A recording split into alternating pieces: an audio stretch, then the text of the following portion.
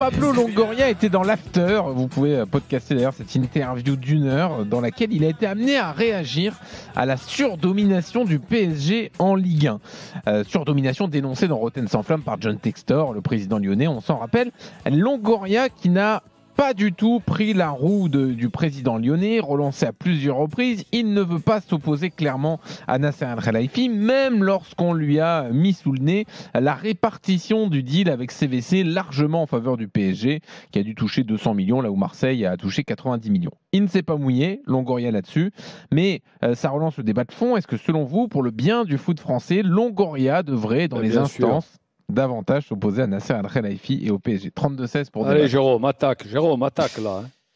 Écoute, franchement, moi je comprends pas cette question, Jean-Louis. Je vais te dire parce que il n'y a pas une question d'opposition ou pas d'opposition. C'est très clair. Aujourd'hui, bizarre que tu comprennes pas. Eh ben, écoute, moi je vais te dire, c'est pas une question de défendre plus Nasser que les autres.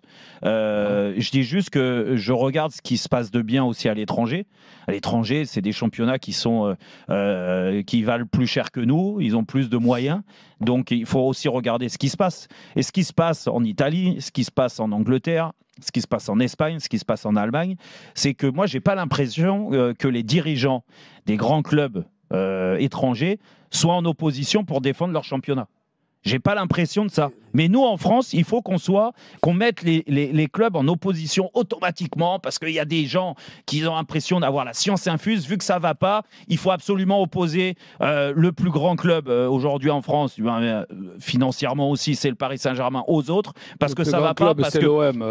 Non, oui, renseigne-toi, tu verras que en termes de palmarès, c'est pas l'OM. Mais bon, peu importe. J'ai pas besoin de me renseigner. Peu importe. C'est John Textor qui l'a fait, Jérôme. Oui, mais sauf que lui, il est en la science infuse là. Enfin, je sais pas si tu pensais à lui, mais je pense à lui parce que lui, le problème, c'est que John Textor, il est arrivé en frontal, en massacrant tout le monde, en massacrant.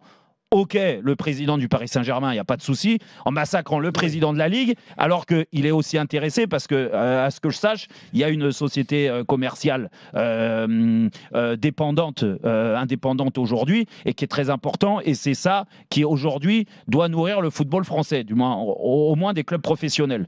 Donc, lui, il a été en frontal. Pablo Longoria, il est, à mon sens, plus intelligent. C'est qu'il ne te dit pas qu'il est totalement d'accord avec parce que quand je l'écoutais hier, en fait, il y a quelque chose qui me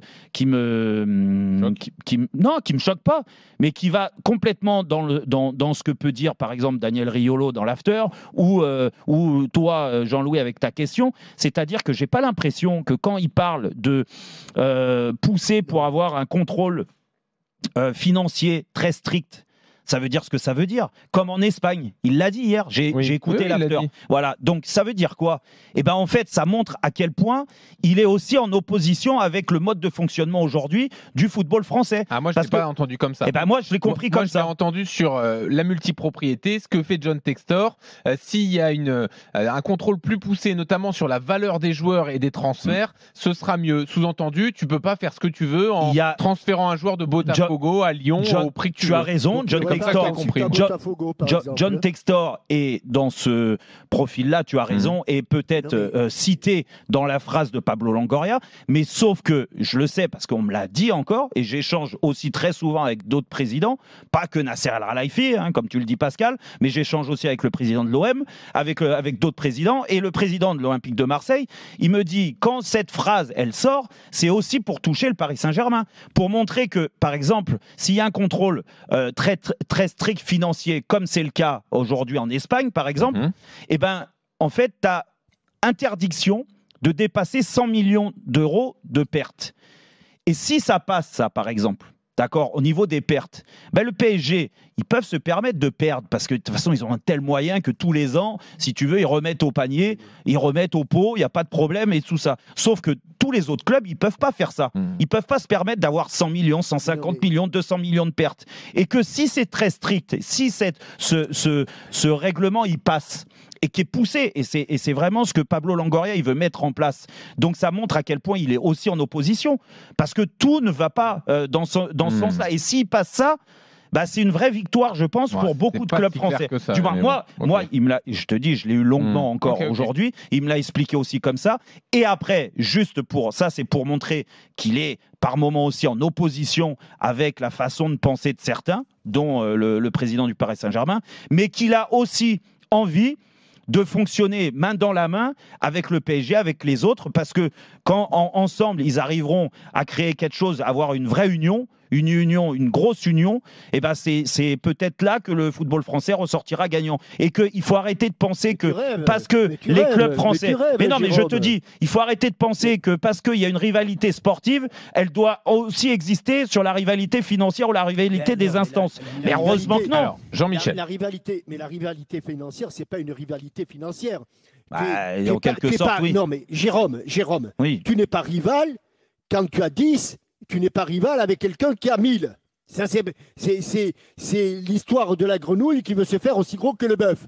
À un moment donné, John Textor, il est bien placé pour le savoir, lui qui manie beaucoup les chiffres et beaucoup l'argent, apparemment, il sait très bien que bien qu'il fasse des efforts colossaux, il n'arrivera jamais sur le plan financier à la cheville du Paris Saint-Germain. Donc, il n'arrivera jamais sur le plan sportif à la cheville du Paris Saint-Germain, sauf de temps en temps, à de rares exceptions, sur un match ou sur une demi-saison. C'est ce que lui pense. C'est ce que lui pense, mais tout le monde ne pense pas comme lui. Et moi, je suis... John Textor ou Pablo... Non, la différence... Mais Longoria, il pense pas comme ça, Jean-Michel. Non, Pablo Longoria, il se contente d'être ce qu'il est. Non, il se contente pas. Non. Moi, je pense que là, non. Il se contente pas. Il est en train de... Il ne travaille pas. Mais non, mais ce que je veux te dire, il ne travaille pas en fonction du Paris Saint-Germain. Heureusement. Il travaille en fonction. Ben oui, mais c'est toute la différence, Jérôme. Il travaille en fonction de ses moyens. Il travaille en fonction de ce que représente l'Olympique de Marseille à Marseille et en France, et bien qu'il fasse des efforts, et bien que Macourt soit riche, tu comprendras, Jérôme, c'est pas la peine que je te fasse un dessin, que c'est pas les 100 millions de différence de CVC qui font sur la durée la différence. C'est que chaque année, comme tu l'as dit toi-même, à un moment donné, si au Paris Saint-Germain, il manque 150 ou 200, mais ils y vont, il n'y a pas de problème. Oui, c'est vrai. Problème. Peut-être qui n'est pas le cas aujourd'hui. C'est pas le cas aujourd'hui. Alors attendez, parce que là, il y a une info Pascal Olmeta. L'info PO1. On écoute. J'aime bien la musique. Vas-y Pascal. Quelle est l'info? Alors l'info. Plusieurs présidents de Ligue 1 pensent la même chose que John Textor, mais ils ne veulent pas s'exprimer. Alors c'est qui? Ils parlent surtout de Nasser, à la fois qui est patron du Paris Saint-Germain et patron d'une chaîne de télé. Alors dites-moi où est-ce qu'il peut y avoir une concurrence avec les clubs français? Alors c'est qui les présidents? Qui peut se permettre de si faire... tu le sais. Une belle info. Ils veulent rester anonymes, Jérôme, mais c'est pas moi qui vais te balancer. Non, mais attends, mais tu rigoles quoi. Non, mais je sais pas, parce que c'est bien beau de dire. Mais c'est bien beau de balancer. C'est bien beau, il faut sortir les noms. Mais ils ont peur des représailles, Jérôme. On est en train de perdre notre... Mais toi, t'as peur de quoi, en fait? Si tu le sais, si tu sors des infos, donne des noms. Mais je vais pas balancer mes sources, mais tu es malade, toi. Mais non, je te parle des noms de clubs. Dire, c'est pas. Attends, mais c'est comme si tu dis. C'est comme si tu dis enlève le slip et sans le pantalon. Mais attendez, les gars. Alors, Jean-Michel. Ça, c'est très intéressant. Qui est aussi bête que l'âne de Cargès. Je sais pas quel est le plus contre nous deux, là, entre ton info et ce que je viens de dire, parce que là, franchement, je sais pas à quoi ça rime de se sortir des infos. Laissons tranquille l'âne de Cargès. Juste, l'info de Pascal. Mais je connaissais pas l'âne de Cargès. L'info de Pascal, c'est que plusieurs clubs sont d'accord avec Textor, mais qui ne veulent pas le dire. Ça, c'est incroyable. Donc, Jean-Michel, tu voulais dire? Non, mais vous êtes des lapins de 6 semaines, là, les jeunes, là. De tout temps. Oui, c'est dangereux. De tout temps. Lorsqu'il y a eu la domination d'un club dans le football français, celui qui faisait la pluie et le beau temps à la Ligue de football professionnel, qui ne s'est pas toujours appelée la Ligue de football professionnel, c'était toujours le président du club qui dominait. Je l'ai connu un temps avec Roger Rocher lorsque c'était Mais Saint-Étienne. est-ce qu'ils avaient une chaîne de télé en plus, Jean-Michel? Non, mais peu importe, il le domine. Je l'ai connu avec Jean-Michel Aulas. Non, il n'y a pas de peu importe, les gars. Pendant 15 ans, qui Pour le c'était coup, le président? Canal avait le PSG aussi. Hein. Ouais, ça posait un problème. Pendant Pascal, 15 ans, le Jean-Michel Aulas, qui c'était le président? C'était pas un État qui détenait le PSG, Mais Jérôme. Arrête de vouloir c'était lui le défendre. patron, c'est Mais je lui qui défends faisait, pas. les choses. Et aujourd'hui, c'est Nasser qui, en plus, est patron d'une chaîne de télé, mais- comme Denisot était un cadre supérieur, ou comme Bietri était un cadre supérieur de Canal+, lorsque le Paris Saint-Germain dominait le football français. Mais la différence c'est que Denisot voulait de la concurrence. Et là, le patron de PSG ça, tu n'en peux veut toujours pas. le dire. Donc toi, tu es sûr qu'il ne veut pas de concurrence, en fait? Eh bien, c'est certain. Mais qui peut se permettre aujourd'hui je sais pas, de recruter un joueur à plus de 50 millions, Jérôme? Mais c'est ce que je viens de te dire. Et on est en train... Mais ça là-dessus, par contre, aujourd'hui, ça pose problème. Mais par contre, il y a quelques années, parce que là, à vous entendre, en fait, à t'entendre, Pascal, et d'autres pensent comme toi, c'est-à-dire que le problème du football français aujourd'hui, le problème d'être en crise du football français, c'est Nasser El Khelaifi. Mais sans déconner, vous vous rendez compte ce que vous êtes en train de nous expliquer sans le défendre?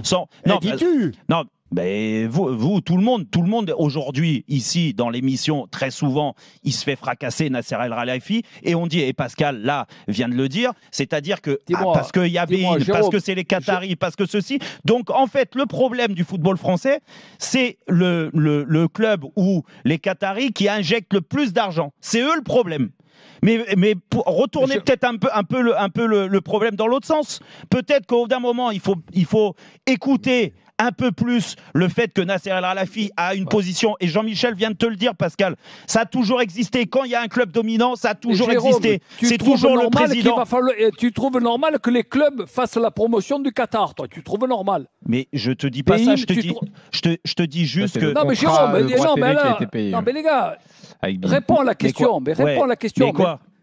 Mais c'est normal qu'ils fassent la pub du Qatar, vas-y, les gars. Mais la pub du Qatar, s'ils font la pub du Qatar, c'est parce qu'il y a des rentrées d'argent, Pascal. Parce qu'ils peuvent pas faire. Mais